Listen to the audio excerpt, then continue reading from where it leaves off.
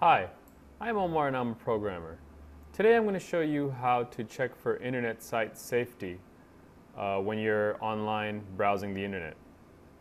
You might want to do this because if you're shopping or buying anything and putting any personal information on the internet, you want to make sure that nobody can circumvent that information and lead it to people that are rather unsavory. So the first thing you want to do is go to the internet browser and look up at the URL bar. I have Firefox opened because it's easier to describe to you in Firefox, but you can use any browser. All browsers have this functionality. On the top, I'm at google.com right now. As you can see on the top, it just says HTTP and then it says google.com. This website is not using any security. That doesn't mean that it's bad, it just means that right now all the information that you're transferring is not secured.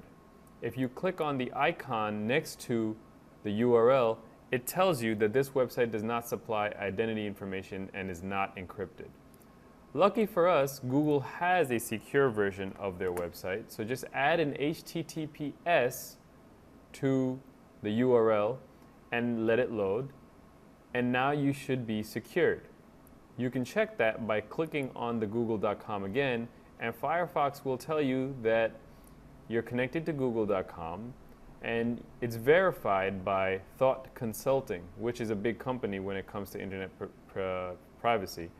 And there's a lock icon here that tells you that your connection is encrypted and there will be no eavesdroppers looking in on your information.